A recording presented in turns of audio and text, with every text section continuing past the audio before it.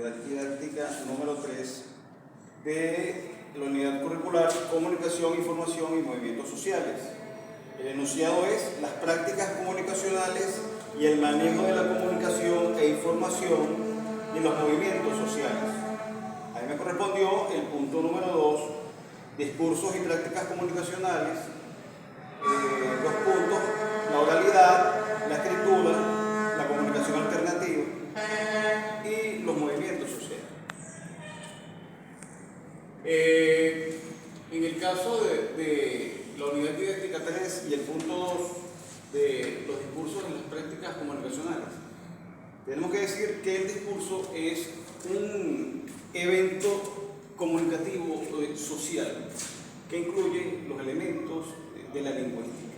O sea, el discurso, ¿verdad?, utiliza el elemento oral. El discurso busca la intención de conectar con los receptores y generar una intención, bien sea de persuadir, de inspirar o de convencer. Quiere decir que todo discurso, como práctica pública, la intención es tiene una intención, bien sea inspirar, convencer. El discurso entra también dentro de las prácticas comunicacionales. Las prácticas comunicacionales son las diferentes formas que tiene el ser humano para expresarse y para tratar de hacerse entender y comprender. Son todas aquellas producciones y reproducciones que hacemos en el campo de la comunicación. Abarca desde la oralidad, la escritura, la lecturabilidad, el lenguaje audiovisual, el lenguaje sonoro, el lenguaje artístico, entre muchas más prácticas comunicacionales en las cuales el ser humano tiene la capacidad de comunicarse. En la unidad nos piden que hablemos sobre, perdón, me equivoqué aquí, puse oratoria,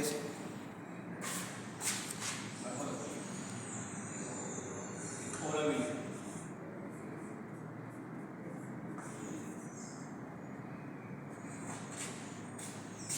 Oralidad. Esto no quiere ver. Ahí está el marcador. No, eso sirve.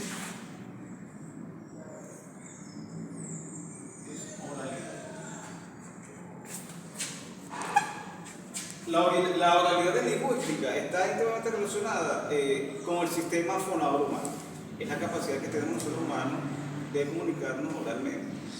Es el primer lenguaje complejo de comunicación del ser humano antes de la escritura. La oralidad va más allá solamente de expresar palabras. La oralidad implica muchos elementos como son la mirada. En el caso de la mirada es la que nos permite conectarnos con el receptor. Es como decir la ventana interior de quien comunica. La mirada también trabaja junto con los músculos alrededor de los ojos que permiten imprimirle a la comunicación, a la oralidad, al lenguaje oral o verbal, un mayor sentido. Es decir, si yo con manos utilizo los músculos alrededor de los ojos y frunjo el seno, probablemente la mirada mía está transmitiendo enojo, ¿verdad? Si de repente expando los ojos y levanto las cejas, de repente estoy transmitiendo a través de mi mirada una expresión de asombro. También la oralidad trabaja con la voz. El ritmo de la voz, el tono de la voz, la modulación de la voz le imprimen a la oralidad un sentido, por supuesto. De igual modo la respiración, ese es el elemento invisible de la oralidad, sin embargo es muy importante. Saber distribuir la columna de aire cuando se está hablando impide de que nos quebremos la voz al final de las expresiones, que eso denotaría nerviosismo o inseguridad. Eso dañaría el efecto comunicativo que queremos lograr. De igual modo, el lenguaje no verbal. Ahí estamos hablando de la gesticulación de las manos, la manera en que nos movemos dentro del espacio, todo ese tipo de gestos y movimientos corporales le imprimen a la comunicación, le dan un peso, le dan de expresividad. Luego pasamos dentro de estos elementos de las prácticas comunicacionales con la escritura. Podemos hablar de que la escritura es un sistema grafológico de símbolos y de signos que se refieren al lenguaje escrito. Yo quisiera ir un poco más allá. La escritura parte de un sistema complejo de comunicación que nace de una necesidad de comunicación.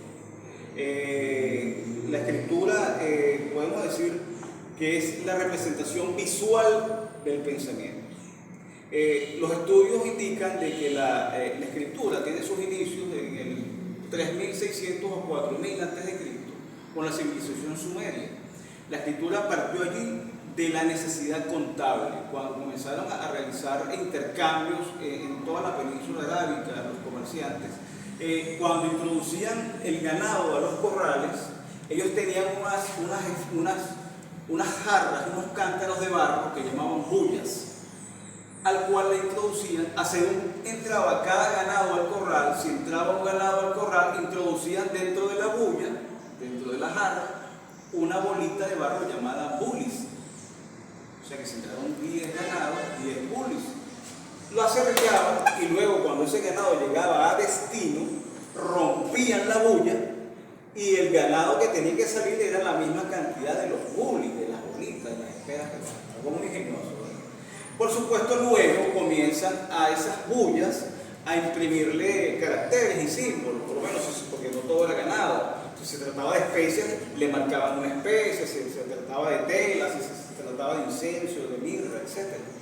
Luego, esto fue deviniendo en algo más sofisticado, como hacerlo en vez de jarras y quebrarlas, porque había que quebrarlas para contar las bulis, empezaron a utilizar tablas de arcilla, ¿verdad? Las cuales imprimían con una especie de caña que se llamaba cáñamo, ¿no? Y empezaban a acuñar las figuras en estas tablas, y eso fue evolucionando y devino lo que conocemos nosotros hoy día como la escritura cuneiforme, que es uno de los primeros rastros de escritura del ser humano. Luego de ahí vinieron el alfabeto fenicio, y vino el alfabeto griego, del cual vino el romano, y de ahí vino el latino hasta el nuestro, y hay más de 144 lenguajes o idiomas que parten del latino, que a su vez viene del romano, y el romano que a su vez viene del latino. Ok, en cuanto a la comunicación alternativa es toda aquella comunicación, ¿verdad? Alterna o diferente a los medios de comunicación tradicionales, ¿verdad? En el caso de la comunicación alternativa, pudiéramos hacer referencia a las emisoras comunitarias, a las televisoras comunitarias, que son la alternativa frente a los medios de comunicación tradicionales o comerciales. Pudiéramos hablar de las tecnologías de la información y la comunicación como comunidad alternativa. Pudiéramos hacer mención desde las más viejas, como son el lenguaje de braille, el lenguaje de señas universal, vallas, gráficos, trípticos, todo eso entra dentro, y por supuesto las redes sociales, todo eso entra dentro de las tecnologías de la información y la comunicación.